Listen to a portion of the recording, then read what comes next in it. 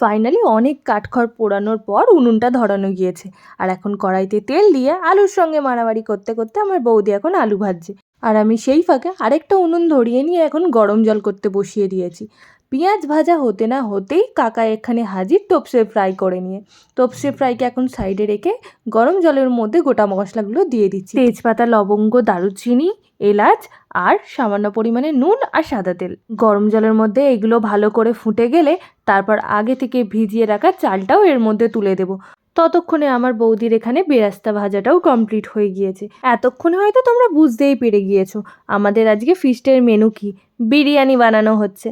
চাল তো ওখানে ফুটছে আর এই সাইডে বৌদি এখন মাংসের জন্য মশলাটা কষে নিচ্ছে। আর ওকে হেল্প করছি আমি। যেহেতু পূজাদি আগে থেকেই সমস্ত কিছু জোগাড় করে দিয়ে আমাদের হাতের কাছে রেডি করে দিয়েছে, তাই আমাদেরও রান্না করতে বেশি লেট হয়নি। তাই রাখিকে বললাম, যা তুই স্নানটা সেরে আয়, আমি এখানে মাংসটা ভালো করে কষিয়ে নিচ্ছি। মাংস কষানো তো কমপ্লিট, আর এদিকে ভাতও হয়ে গিয়েছে। তারপর আর কি দুটোকে স্টেপ বাই স্টেপ সাজিয়ে দমে বসিয়ে দিয়েছিলাম। কিন্তু দুঃখের বিষয় একটাই, তার ভিডিও ক্লিপ করার জন্য আমার কাছে কেউ ছিল না, তাই আর ওইটার ভিডিও ক্লিপ নিতে পারিনি। কিন্তু দম থেকে খোলার পর দেখেছো কত সুন্দরই না লাগছে। বিরিয়ানির গন্ধ পেতেই সব কটা এসে আসন পেতে বসে পড়েছে, আর পরিবেশনের দায়িত্ব দিয়েছে আমার হাতেই।